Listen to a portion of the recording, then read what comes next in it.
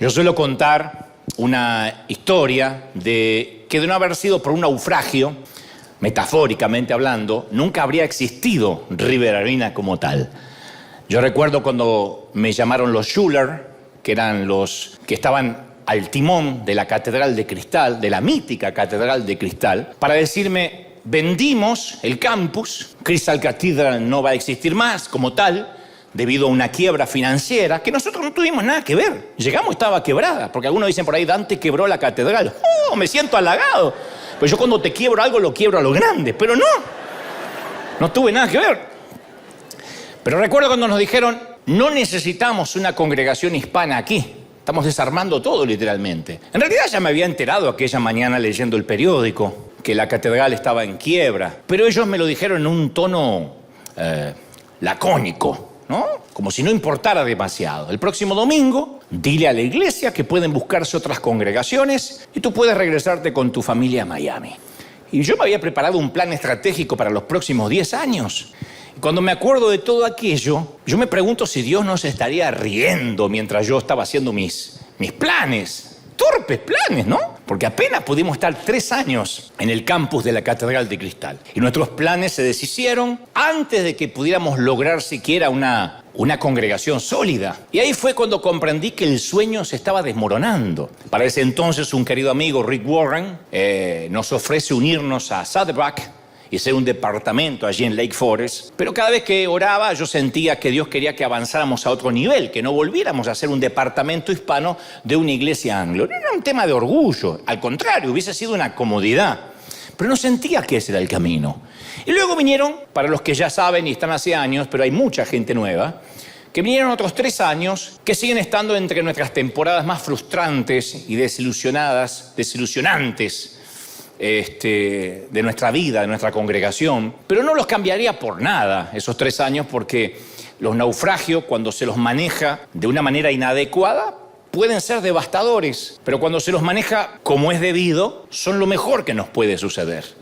Los naufragios, cuando algo se hunde, cuando un plan se desmorona, son las lecciones más grandes que tenemos en la vida. Uno aprende más de los naufragios que cuando el barco está seguro, porque esos naufragios impiden, por ejemplo, que nos atribuyamos el mérito por algún éxito y hacemos el importantísimo descubrimiento, que no es un tema menor, de que cuando incluso nos caemos de bruces, digo bruces porque soy un hombre fino, si no diría de jeta, al suelo, Dios está presente para levantarnos de nuevo.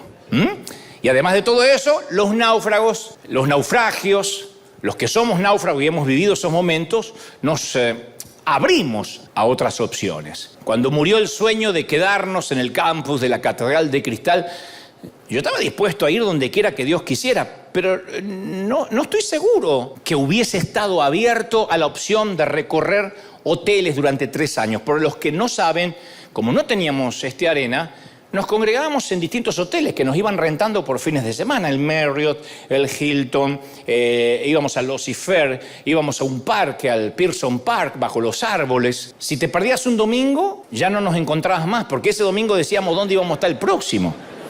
Y era comodísimo porque tenías que, por ejemplo, literalmente estacionar en Disneyland y venirte caminando, no mucho, 1:30 a pie para llegar al sitio, ¿no?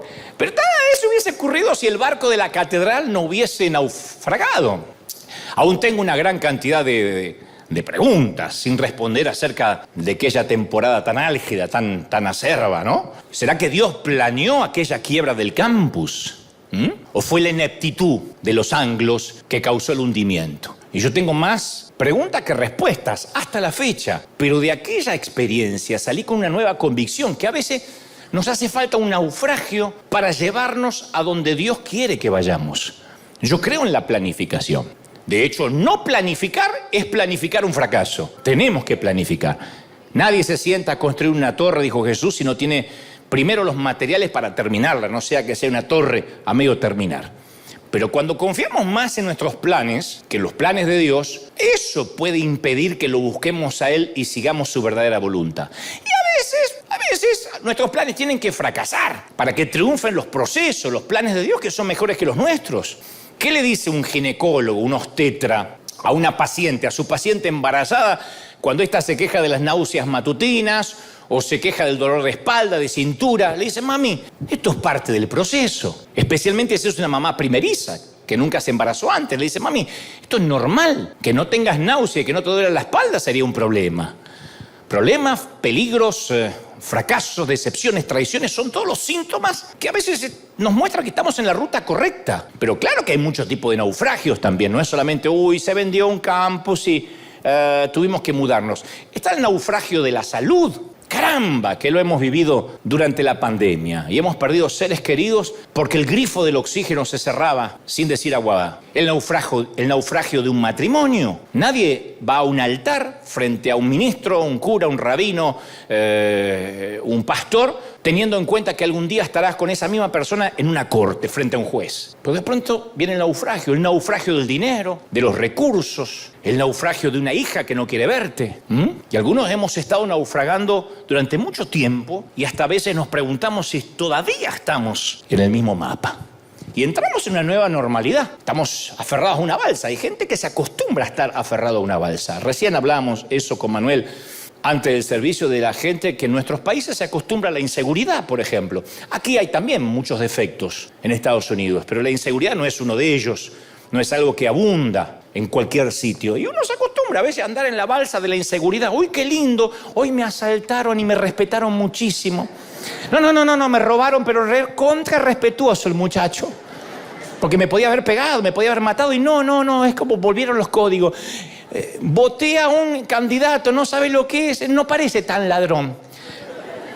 Va a robar, pero menos. Así vivimos una balsa, nos acostumbramos. Es la nueva normalidad y hay gente que no tiene idea de que va a salir de ahí algún día, que va a llegar a tierra firme. Pero sentimos muy en el fondo que el sueño que teníamos cuando niños o cuando adolescentes se empieza a morir y nosotros también con él. Y ahí es cuando la fe se hace muy difícil. Oramos, derramamos nuestro corazón delante de Dios, no hay respuesta, no hay sentido de cercanía, no hay consuelo en la Biblia. Entonces nuestro espíritu se siente árido, nuestro alma se siente estéril. Y no solo que estamos en el desierto, sino que el desierto se nos mete dentro, que eso es lo peor, cuando la arena se nos mete en el alma. Es el polvo de la calle de tierra del desvío. Es la sed que produce el agua marina, el agua del océano. Y Dios, que parece no tener apuro. Dios está obrando en los naufragios, claro, pero en formas que uno no puede entender, que uno no puede ver. Y eso es vital y necesario para nuestro crecimiento. Que estamos en un naufragio y queremos una respuesta y la respuesta no llega. Mira, hacia el final de su carrera misionera, el apóstol Pablo iba camino a Roma para ser juzgado por el César, cuando el barco en que viajaba, narran las Escrituras, se hundió en el Mediterráneo. Ya Dios le había advertido a Pablo que iba a naufragar. Y le dijo él a los marineros lo que iba a ocurrir. La historia está en Hechos 27-22, donde relata, dice, es necesario que tengan buen ánimo, muchachos. Mirá qué lindo, te vas a hundir, pero tenés buen ánimo. Porque no va a haber ninguna pérdida de ustedes, no va a haber pérdida de vidas humanas, les dice, sino que solamente se va a perder el barco. Yo supongo que ahí no estaba feliz el dueño del barco. Se va a perder la nave, pero no va a haber pérdidas humanas. Esta noche ha estado conmigo el ángel de Dios, de quien soy y a quien sirvo, y me dijo que no habrá pérdidas humanas, solo la nave. Se los advierte algunas horas antes.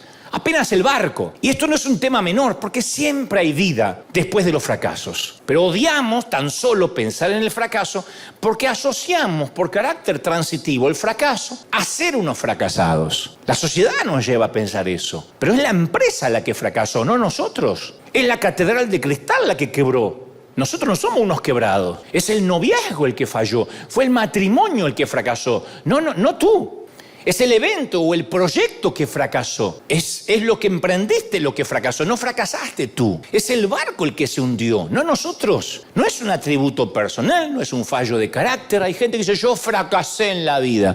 Fracasé como padre. No, eso no te transforma en un fracasado. A lo mejor en aprender a ser padre se te fue la vida. Porque cuando uno ya aprende a ser padre es abuelo. Y uno quiere resolver como abuelo lo que no hizo como padre. Pero eso no te hace un fracasado. ¿Por qué? Porque así como quienes tienen éxito, no necesariamente son gente exitosa. Y me consta Quienes fracasan no necesariamente son unos fracasados. Fracasaron en algo, fracasó algo que emprendiste. Entonces nuestra identidad tiene que estar atada al destino que Dios nos ha dado, no a una iglesia, a una empresa, un proyecto o un simple bote que se puede hundir. Hay gente que dice, yo fracasé, perdí la casa. No, fracasó la compra de la casa que quisiste hacer. Pero no eres un fracasado, un comprador de casa fracasado. ¿A qué te dedicas? ¿A comprar casa y a fracasar? No, porque insisto, cuando naciste no le dijeron a tu mamá, señora, acaba de nacer un bebé fracasado. No, vas a fracasar, te va a ir bien, te va a ir mal. Entonces, yo no estoy seguro qué estaba pensando Pablo mientras el barco se iba a pique, a pesar de que sabía que eso iba a ocurrir. Pero imagino que por mucho dramamine que hubiese tomado, él tenía náuseas, frustración, ansiedad. La adrenalina debe haber fluido en cantidades industriales mientras trataba de mantener la cabeza fuera del agua. Y tiene que haber estado emocional y físicamente exhausto cuando por fin llegó a la orilla. Pero aún antes de secarse, la Biblia dice que el día pasó de malo a peor. ¿Viste cuando decís, qué más puede pasar? ¿Qué más? Y la mamá de tu esposa dice, hola, yerno. Decía, ahí está. Nah, yo la amo mucho a la suegra, pero si fueran buenas, Dios tendría una. Y Hechos 28:1 relata el incidente. Dice, una vez a salvo, ya pasó el naufragio. Seguime. Dice, nos enteramos, dice el relator, el escriba, que llegamos a una isla que se llamaba Malta. Los isleños nos trajeron toda clase de atenciones, encendieron una fogata, nos invitaron a acercarnos, porque estaba lloviendo, hacía frío, o sea, el naufragio encima llovía y hacía frío. Y Pablo fue a recoger un montón de leña, las estaba echando al fuego cuando una víbora que huía del calor se le prendió en la mano. Y al ver la serpiente colgada de la mano de Pablo, los isleños comentaban entre sí, sin duda este hombre es un asesino, porque se salvó del mar, pero ves que la justicia divina no lo deja en paz. Se ve que había un par de argentinos ahí, como aquella que no deja de hablar, y que... se ve que es un asesino, porque si no, se salvó del mar, pero se ve que le picó. ¡Qué manera de redefinir lo que es un mal día! Para mí, con el naufragio, yo hubiese bastado para clasificarlo como un mal día. Pero a ver, un naufragio, llueve, hace frío y encima una mordida de serpiente. Eso es ganarse la membresía permanente para el club de la mala suerte. Faltaba que venga un elefante y lo orine a Pablo, pobrecito. Pero Dios tiene una manera de convertir lo que parece la mala suerte en un progreso. Porque Él convierte los naufragios y las mordidas de víboras en sincronismos que terminan sirviendo para sus propósitos. Entonces el libro de los Hechos continúa diciendo, Pablo se sacudió la mano y la serpiente cayó en el fuego y él no sufrió ningún daño. Lo que se supone que además de morder la víbora era venenosa, porque dice que la gente esperaba que se hinchara, que cayera muerto de repente, pero después de esperar un buen rato y de ver que nada extraño le sucedía, cambiaron de parecer y decían, este debe ser un dios. Así es la gente. Así es la gente. Así somos nosotros con Messi. Y ustedes con Chicharito. Ay, es un genio, bla, bla, bla. Y el día que no hace ningún gol, hoy está poco iluminado, Messi, no sé qué le pasa, tiene el pecho frío, te da ganas de matarlo. ¿Cómo puede ser de un dios a Satanás y de Satanás a un dios? Bueno, pero cerca de allí, dice Hechos, había una finca que pertenecía a un tal Publio. Era el funcionario principal de la isla, una suerte de intendente, de alcalde. Dice, y este nos recibió en la casa con amabilidad, nos hospedó durante 3 días. El padre de Publio estaba en cama, enfermo con fiebre, y Pablo entró a verlo y después de orar le impuso las manos, se sanó. Como consecuencia, los demás enfermos de la isla venían y eran sanados, y después de eso nos colmaron de regalo, de atenciones, nos proveyeron todo lo necesario para el viaje. Entonces, voy a permitirme decirte esto. Pablo y Publio no se tenían que haber conocido. Si iba rumbo a Roma a ser juzgado Pablo, Malta ni siquiera estaba en el itinerario del apóstol. Imagínate que el prisionero del regimiento imperial de Roma hubiese solicitado una audiencia principal con el intendente o el alcalde de Malta. Se le habrían reído en la cara, lo habrían expulsado de la isla. Pero hizo falta un naufragio para situar a Pablo de manera estratégica en las coordenadas latitud 35 grados 50 minutos norte y longitud 14 grados 35 minutos ¡ping! Ahí. Y también hizo falta una mordida de víbora para que se produjera aquella cita divina con Publio. Porque se ve que le dijeron, mira, hay un tipo que parece un dios, lo picó la víbora y el tipo siguió como si nada. Por supuesto, el naufragio y la mordida de víbora no estaban en los planes de Pablo. No se levantó a la mañana y dijo, hoy tengo ganas que me muerda una víbora.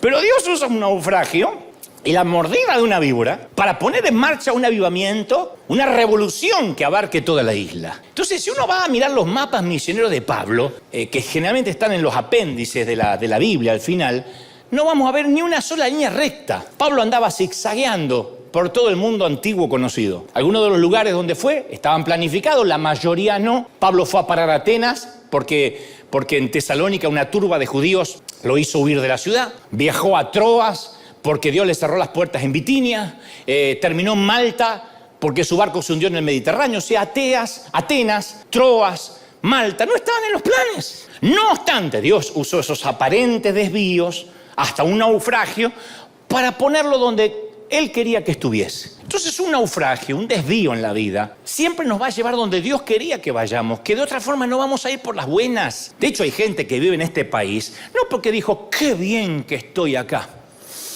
Me encanta Tijuana. Pero voy a cruzar así, sufro del otro lado. ¡No! Hay momentos que Dios nos tiene que empujar. Entonces, cuando pensamos en Jesús, las cosas más importantes que sucedieron fueron también durante el camino. Iba Jesús a la casa de Jairo para sanar a su hija enferma, cuando una mujer que tenía hemorragia tocó su manto y se sanó. Algo sucedió entre los puntos A y B en el camino. Viajaba Jesús de Galilea a Jerusalén, se detuvo en un pueblo llamado Sicar, en la región de Samaria.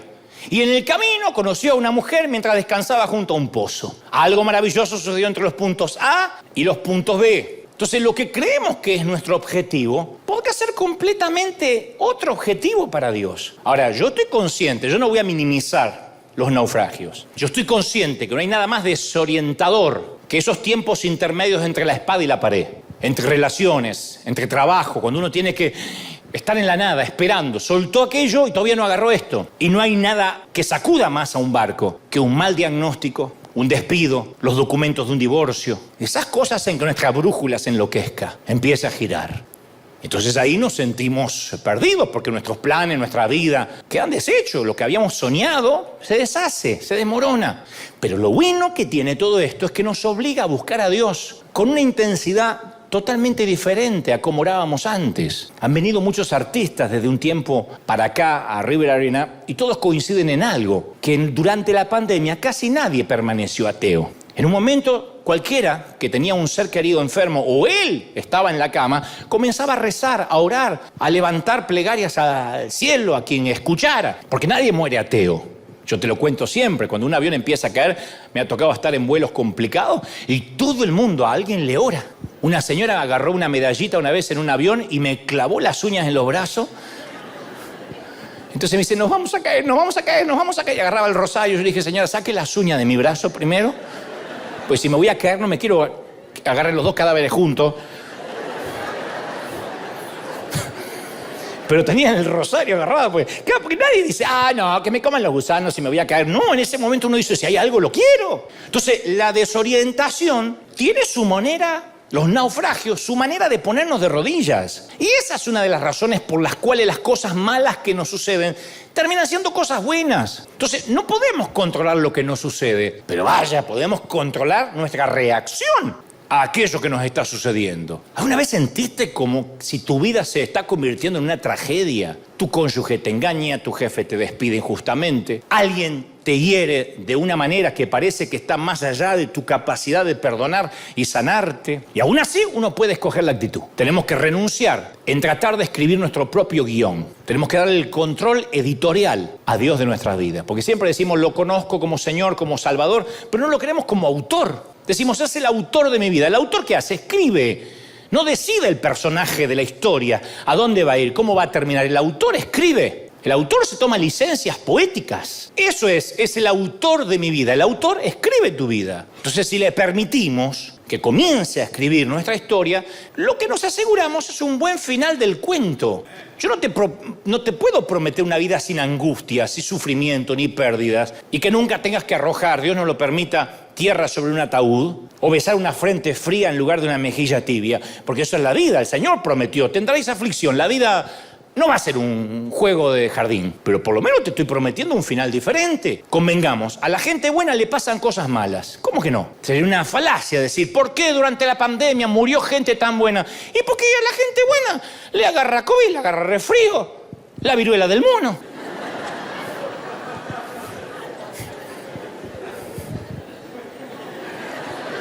Y a lo largo del camino vas a pasar unos cuantos naufragios, unas cuantas mordidas de víbora, eso es la vida. El tema es que si él está al control, el final va a redimir la línea del relato. El muchacho de la película siempre va a ganar. La muchacha de la película siempre va a terminar feliz. El autor va a hacer que nuestro final sea feliz. Va a ser una vida de cuentos. Te lo prometo, gente. Te cuento algo más. En la vida normal, vamos, a ver, estoy hablando desde la cuna a la tumba, desde el útero al sepulcro. Vamos, de la dependencia total a la independencia absoluta. Eso es la vida. ¿Qué hace un bebé por sí mismo? Nada. Cualquier otro bebé del reino animal, vos fijate cuando nacen las jirafas, cae la tipa, hace así y se va caminando al shopping. Impresionante.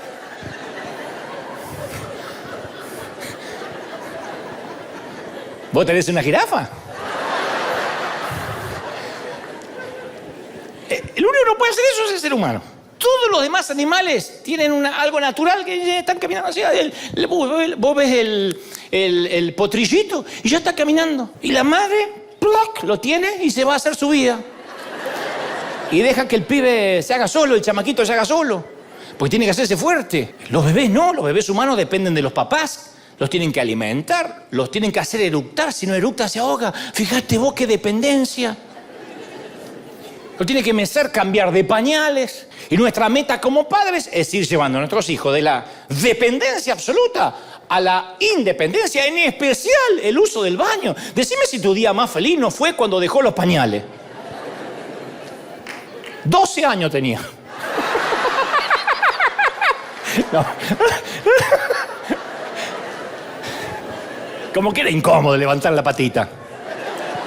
Entonces, una sana relación entre padre e hijo va pasando, insisto, de la dependencia a la independencia.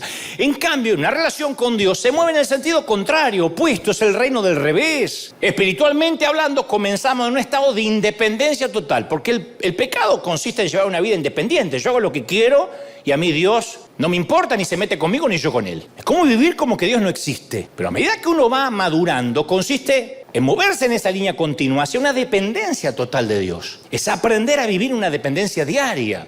Y a veces nos hace falta un naufragio, ¿cómo que no? O unas mordidas de víbora para llegarnos a ese punto. Ese tipo de desorientación es natural. Es saludable cuando decís, no sé qué voy a hacer, no sé con quién me voy a casar, no sé de qué voy a trabajar, cuándo me van a salir los papeles.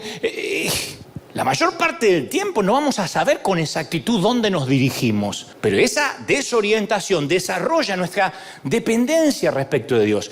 Y esa dependencia de Dios y los planes de Dios para nosotros nos van a llevar al destino. Cuando nos volvemos independientes nos volvemos torpes, estoy hablando en términos espirituales. Nos volvemos canallas. Gente que dependía de Dios para todo, en cuanto tuvo crédito y tuvo un poco de dinero, lo primero que hace es abandonar la iglesia, dejar de orar, porque ya tiene. Entonces, cuando empiezan los nuevos capítulos de nuestra vida, a veces tienen que comenzar con una buena desorientación.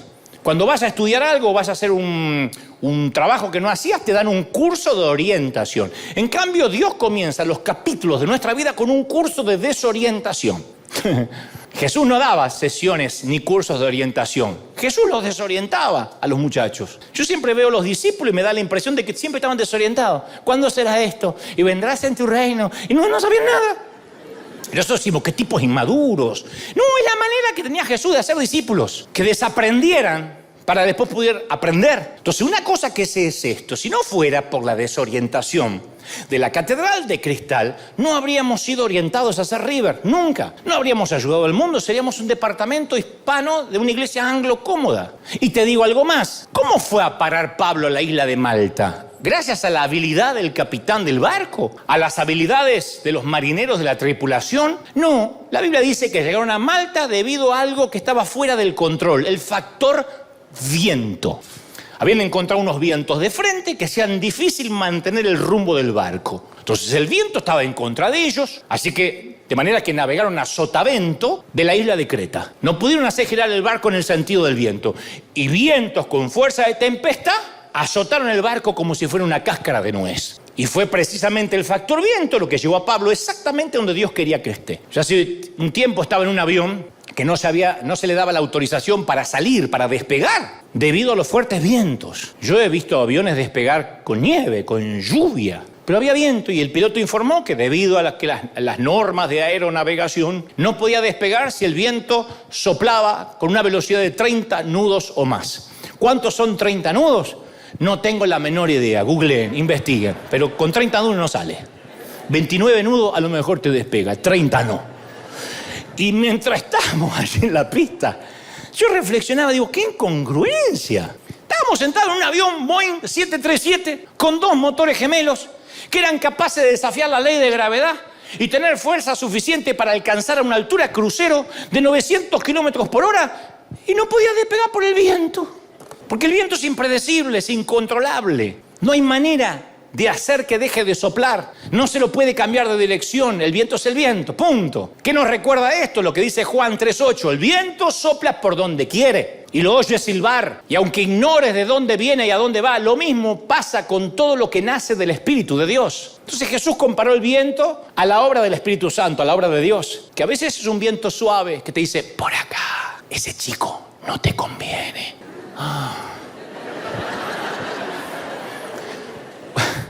Otra vez es un viento de frente. ¡Cortalo al vago este! ¡Cortalo! Otra vez es un viento que sopla en las espaldas, un viento de nalgas. Que emprendes algo y te empuja, ¿no? El secreto es reconocer la dirección del viento y reaccionar de acuerdo a eso. Para eso se exige una sensibilidad continua. Entonces, en lugar de estar frustrado, gente, a base de pelear contra el viento, hay que valorar el hecho que algo incontrolable, impredecible, nos va a llevar donde Dios quiere que vayamos, que hay cosas que no las podemos controlar. Eso es la madurez. Señores, madurar es darse cuenta que hay cosas que no están en nuestro control. ¿Qué impotencia tuvimos especialmente durante el 2020? ¿Qué impotencia? Nada estaba bajo nuestro control. ¿Qué se puede hacer para no contagiarse? Nada. Quedarse en casa. ¿Y cómo hago para comer y trabajar? Pero por lo menos te morí de hambre, pero sano adentro. Impotencia. Claro, los naufragios son temibles. Las mordidas de víboras son dolorosas. Yo no tengo idea de dónde estaría ahora de no haber sido por algunas desviaciones divinas en mi vida. Y doy gracias a Dios que una vez me despidieron como gerente de ventas de una casa musical llamada ProMúsica. Porque hoy sería, con el mayor respeto que me merece cualquier oficio, un vendedor gris en algún lugar. Hoy estoy feliz que en algún momento la televisión abierta de mi país me cerró las puertas. Estoy feliz que algunos pastores amigos de Argentina, muy amigos, me amenazaran que si me atrevía a fundar una iglesia en Buenos Aires, dejaban de hablarme. Estoy feliz. Y estoy más feliz aún que la catedral de cristal nos enviara a deambular por el desierto. Porque los naufragios, las mordidas de víboras, son lo que hacen lo que somos. Esas heridas te trajeron hasta acá. Estas heridas de la vida, no la apendicitis, esa no, las otras. Son las historias que nos encanta contar más tarde en la vida y que algún día vamos a sentar a un nieto y le vamos a decir, yo te voy a contar, y como siempre, como todo argentino, le vamos a agregar algunas cosas que no pasaron, pero le vamos a contar. No tenían que aplaudir eso, ¿eh? A mí me parece que algunos estamos más interesados en conocer la voluntad de Dios que en conocer a Dios. Eso es lo que crea un cortocircuito espiritual. Porque no se puede cumplir con la voluntad de Dios si no se tiene el corazón de Dios. Y acá entran en juego los naufragios y las mordidas de víbora. Porque no solo nos llevan donde quieren que vayamos, donde Dios quiere que vayamos, sino que nos ayudan a convertirnos en quienes Dios quiere que seamos. en esa persona que Dios quiere transformarnos. Él quiere que dependamos de Él. No es el fin, sino el proceso el que glorifica a Dios, el proceso. Durante el primer año de la catedral, me desanimaba mucho viendo la asistencia de la gente. No era raro comenzar, todos venían tarde. Ya gracias a Dios se murieron todos los que estaban. Pero todos venían tarde. Porque era gente adulta. Ya, no que yo los maté, ya estaban viejitos. Pero era raro comenzar con 30, 40 personas. La catedral, para los que no la conocieron, es un sitio espantoso en cuanto a acústica, es toda de vidrio. Por eso la gente que se casó en una catedral no sabe lo que hizo. Así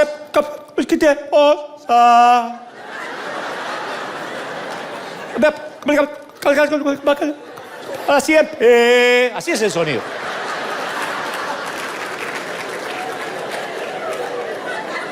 ¿Ya? Y hay gente que se fue de la catedral y no se casó. Por eso cuando se quiere divorciar no encuentra los papeles, porque dice, no alcanzó el padre a decirte nada. Y yo recuerdo que salí de la catedral y ¿cómo?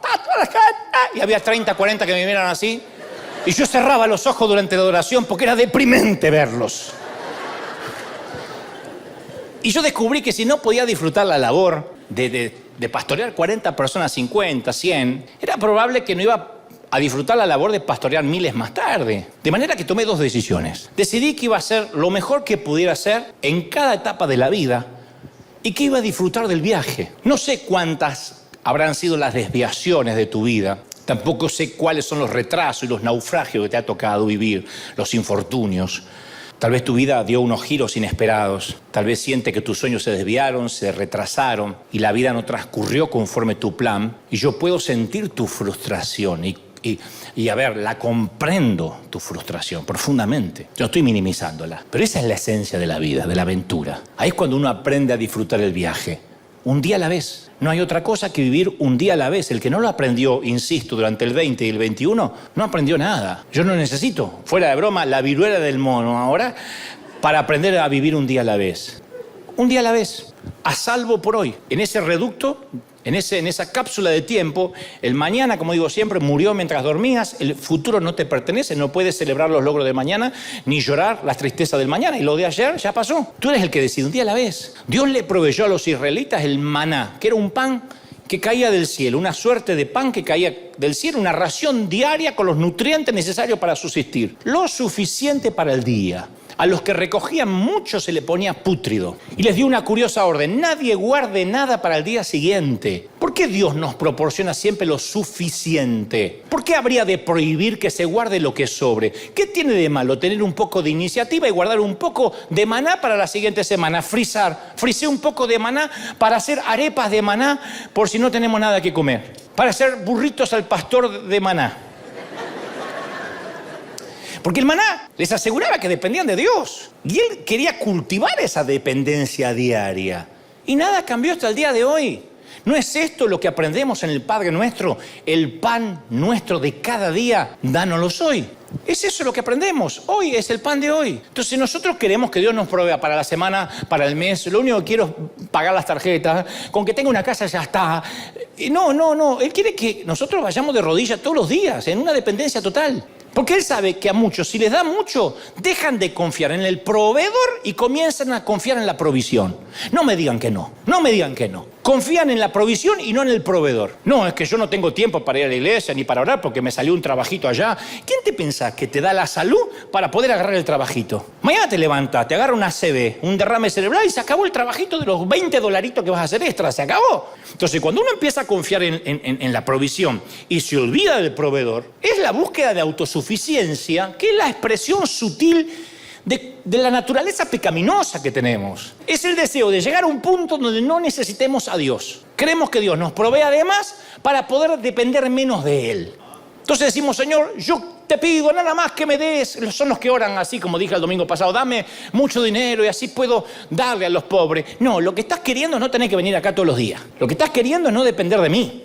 Y otra de las razones por las que muchos se sienten frustrados durante los naufragios es que dicen: si yo estoy haciendo las cosas bien, ¿por qué me pasan cosas malas? Y bueno, porque la voluntad de Dios es difícil. Dios te va a seguir poniendo naufragios que ensanchen tu fe. Si pasas la tormenta, pasas a sueños más grandes. Y la vida, ya te lo voy a decir, la vida te va a llevar cada vez a desafíos más grandes. Mentira de que cuando tus hijos crezcan, ay, me voy a sacar tantos problemas de encima. tu abuela. Van a crecer y los problemas son peores. Vas a decir, ¿te acordás cuando el principal problema eran los pañales? Porque las complicaciones que son evidencia de crecimiento, de la bendición de Dios. Si algo viene de Dios es una santa complicación. Entonces hay dos caras de la verdad. Las bendiciones te van a bendecir, sí, pero te van a complicar la vida. ¿Cómo que no? El pecado te complica la vida de maneras negativas. Las bendiciones te la complican de maneras positivas. Con cada nuevo nivel aparecen nuevas complicaciones. Más vas a ganar, más impuestos vas a tener que pagar. Yo te conté que una vez alguien, no voy a decir que debe ser del otro servicio, vino y me dijo que tengo sentimientos encontrados, me hizo el desgraciado. Tengo sentimientos encontrados. Y le dijo, ¿por qué? Me dice, porque estuve indocumentado en este país por tanto tiempo y me salieron los papeles y ahora soy legal. ¿Cómo hacer para que se encuentren los sentimientos? Yo estaría saltando una pata. Me dice, no, ahora hay que pagar a tío Sam. Son muchísimos impuestos. Condenado. ¿Qué quieres ser legal sin pagar? Como me dicen algunos pastores amigos, ay, qué lío que deben tener ahí con el estacionamiento. Yo no quiero esos problemas. Sí, por eso tenés 3 todavía. Entonces, mi misión acá es consolar a los afligidos y afligir a los flojos. Afligirlos, meterlos en problemas, complicarles la vida. Entonces, a veces oramos nosotros sin tener en cuenta las ramificaciones de la oración. Cuando oramos que Dios nos regale la arena, la vida se nos hizo más complicada. Era más cómoda cuando había 50. Yo decía, vendé. Si predicaba mal, no sabía, porque decía, toda esta noche. Era menos complicada, dependíamos de los gringos. Entonces, a medida que Dios bendijo Rivera Arena, hemos tenido que ir teniendo en cuenta el precio. Entonces, mientras mayor sea nuestra responsabilidad, nuestra persistencia, más hay que trabajar.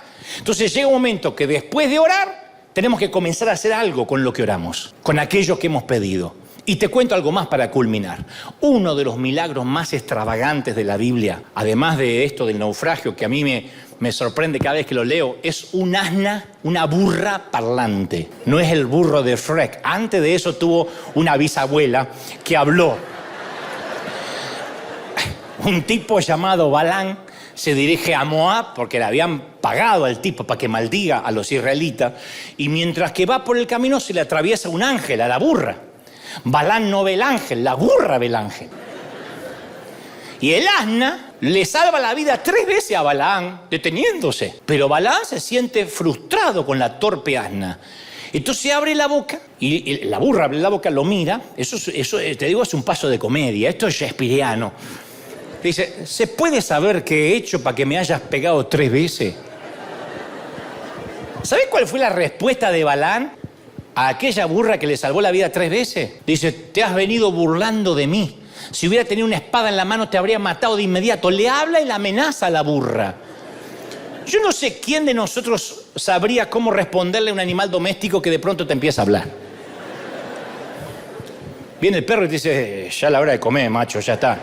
Hablaba, sí, pero como nunca tuve hambre.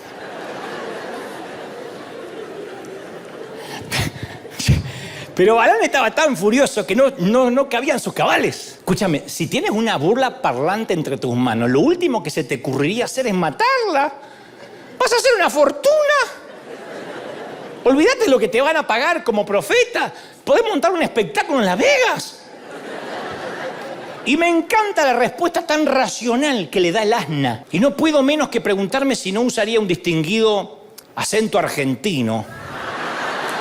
No, para que estuviera a la altura de su intelecto, ¿no? ¿Qué hace, papi? ¿Qué hacemos, hermano? Le dice la burra, ¿qué hacemos, papi? Soy tu burra.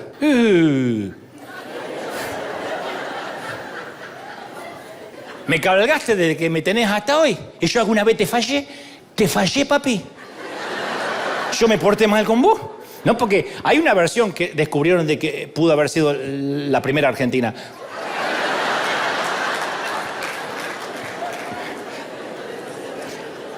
Le perdoné la vida a los mexicanos, a los salvadoreños. Pero puede cambiar. Pudo haber dicho, ¿qué pasó, manito? Ándale, carnal. ¿O qué pasó, parce? ¿Qué berraco eres conmigo? Como sea, la burra está ahí. Y el profeta más respetado del mundo, antiguo, se queda sin nada que replicar. La única respuesta erudita que dice, no. ¿Alguna vez me comporté así? Le dice la burra, no. Entonces el Señor le abre los ojos a Balaam para que viera al ángel. Le dice el ángel, ¿no te das cuenta que vengo dispuesto a no dejarte pasar porque he visto que tus caminos son malos? Cuando la burra me vio, se apartó de mí 3 veces. De no haber sido por tu burra, estarías muerto. Y la burra seguiría viva. La burra tenía más claro la voluntad de Dios que él.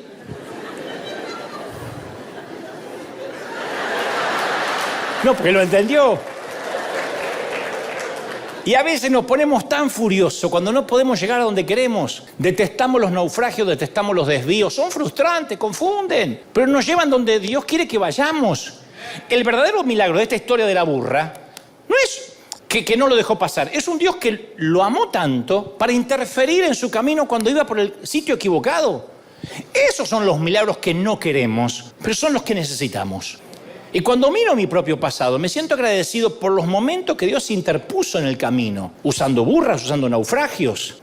Lo que parece una oración sin respuesta, significa que Dios tiene una respuesta mejor. Como dije el domingo pasado, Dios no puede hacer algo nuevo si primero no derrumba lo viejo. Entonces hay cosas que Dios te salvó. Hay relaciones de las cuales Dios te libró. Si tenés duda, agarrá el Facebook y buscá.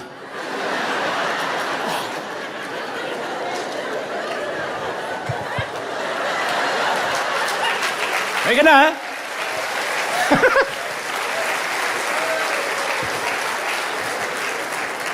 ¿Viste que 30, 40 años pasan en el Facebook como si fueran 120? Por más que se saquen así. Pero no hay no hay manera. Y Apocalipsis 3:7 dice, esto dice el santo, el verdadero, el que tiene la llave de David, el que abre y nadie puede cerrar, el que cierra y nadie puede abrir. Yo he puesto delante de ti una puerta abierta que nadie puede cerrar. Yo oré eso centenares de veces. He visto abrir puertas de las cuales nunca me hubiese podido imaginar. He hecho cosas, he conocido lugares que no tenía ni que hacer ni que decir. He almorzado, y Dios sabe con qué corazón lo digo, he almorzado con presidentes, cenado con gobernadores, con embajadores, me he sentado con celebridades profesionales. Yo nací en Billinghurst. ¿Ustedes saben dónde queda Billinghurst? Nadie sabe dónde queda Billinghurst. Porque no es como, viste, pasando de ahí, llegar ahí. No, eso no queda de paso de nada. Para ir a Billinghurst hay que ir a Billinghurst. No es algo que yo hubiese podido organizar, pero me di cuenta que dejándome llevar por los pasos del Señor, Él me sentó en sitios y me llevó a lugares que yo no hubiese podido nunca, ni con mi capacidad, ni por un tema de carisma, solo de la providencia divina. Yo no puedo dejar de pensar que de no ser por la pandemia, nunca habíamos transmitido al mundo entero. Nuestra iglesia se mantenía con servicios dominicales, subsistía como iglesia, pero la pandemia dio inicio a un montón de acontecimientos que irreversiblemente dieron inicio a otros sucesos. Ni en el mejor de nuestros sueños habríamos pensado que una iglesia hispana tendría la capacidad de enviar casi 10 millones de dólares, un poco más de 10 millones de dólares, al resto del mundo en el peor momento del planeta. Y yo me pregunto si todo esto hubiese ocurrido sin el naufragio que nos obligó a cerrar el edificio. Este naufragio, que se llamó pandemia, fue lo mejor que a nosotros nos pudo haber pasado. En lo personal, hasta los medios de comunicación me vinieron a buscar. No tuve que ir tras ellos como otras veces. Me contrató hasta la cadena CNN, no soy ni periodista. Y CNN me vino a buscar. Entonces, cuando Dios dijo el 2020 va a ser un año de la mayor cosecha en River, yo pensé, bueno, vamos a crecer un poco. Pero en pocas palabras yo no me imaginaba lo que Dios podía hacer con un simple naufragio. Al menos no nos hubiésemos convertido en este River que somos hoy. Entonces, ¿fue doloroso el naufragio? Sí, claro que sí. Pero en nuestro caso solo nos costó la nave y la ganancia fue mayor. Solo se perderá la nave, el barco, porque siempre hay vida después de los fracasos, siempre. Y yo quiero que te grabes una vez más esto, insisto, soy monotemático, pero esto quizás sea lo más importante. La empresa es la que se perdió, no tú. El noviazgo se perdió, el matrimonio, en el peor de los casos, se perdió, no tú. Es el proyecto el que se te hundió, no tú. Es el barco el que hundió y fracasó, no los marineros. Nuestra identidad no está atada al barco. Qué triste que tu identidad sea el crédito. Que tu identidad sea en la casa. Toca perder y toca ganar. Es la vida, de verdad. ¿Hace falta que te lo digas o es la vida? A veces toca ganar, a veces toca al revés, a veces toca cara o seca. Eso es la vida. Todos los días nos jugamos el que nos toca perder o nos toca ganar. ¿Es lindo ganar? Sí. ¿Es feo perder? Sí, pero es la vida. Decirle a nuestros hijos que van a ganar siempre es enviar pusilánimes a la vida, flojos, que van a salir pensando que la vida y Dios le deben algo. A veces toca perder. Te voy a decir una frase que solían decir los abuelos antes. Al fin y al cabo es plata, es dinero, papel. Sí, pero el dinero me ayudaría. ¿Y qué es lo peor? Que tengas que vender tacos, salir a un puestito, que tengas que rebuscarte, hacer una chamba. ¿Qué es lo peor? Todos venimos de ahí. Y a veces toca ganar, a veces toca perder. El tema es no atar nuestra identidad a un negocio, a una iglesia, a una empresa, a un matrimonio, a un proyecto. ¿Sabes la cantidad de pastores que se quitaron la vida? Fundamentalmente cuando se cerraron los edificios porque su identidad estaba asignada a la congregación. U otros estaban depresivos, no llegaron a tal punto, pero estaban deprimidos porque no tenían gente a la cual mandar, no tenían gente que les agarrara el saco, les cargara el maletín, le dijera, hoy pastor, pase por acá. Y se sentían frustrados porque vivían en su propio feudo, en su pequeño reino, y cuando se les acabó eso y su identidad estaba atada a eso, entonces se sintieron de que ya no tenían sentido de vivir. ¡Qué feo! Es como atar la identidad a un rating televisivo, a una mayor cantidad de libros, de discos, de la casa. En uno de mis libros yo repliqué un fragmento de la película de Zemeckis, Náufrago, del año 2000, protagonizada por Tom Hanks, que hace de Chuck Nolan, una suerte de gerente de FedEx, que naufragan, el avión cae, termina en una isla, y cuando él es rescatado le dice a su amigo, pensé que nunca iba a salir de esa isla, que iba a morir ahí, totalmente solo. Creí que me pasaría algo o me enfermaría, pero sabía de alguna forma que tenía que continuar con vida. Lo intuía. Tenía que seguir respirando, aunque no tuviera razón alguna, porque mi lógica me decía que no saldría de este lugar. Y fue todo lo que hice, conservarme con vida. Seguir respirando y un día la marea trajo una vela y aquí estoy. ¿Y sabes lo que tengo que hacer ahora, mi amigo? Seguir respirando. Mantenerme con vida, aunque ya no sea un náufrago en aquella isla remota. Tengo que seguir respirando porque mañana saldrá el sol y quién sabe lo que traerá la marea. A lo cual a ese fragmento, a ese diálogo del actor, yo le agrego estas palabras. Cuando te sientas desesperado por el dinero que no llega, por la salud tuya o la salud frágil de un ser amado, por la tristeza que te sigue y no te abandona, por el corazón que yace roto en tus manos, por el miedo que te paraliza y no te deja volar, por la desesperanza que te erosiona la espera y cincela tu esperanza día a día, por el abrazo que tanto te hace falta, por ese sueño que se tarda. Créeme, no vas a morir en esa isla remota de Malta. Sigue respirando, no desistas de luchar. Solo se hundió un simple barco, pero si tú te mantienes con vida, eso no es poca cosa. Así que hazte un favor. Sigue respirando, náufrago, porque mañana saldrá el sol y no sabes lo que traerá la marea y lo que es mejor, no sabes a dónde te llevará Dios con este nuevo naufragio. Celébralo, celébralo.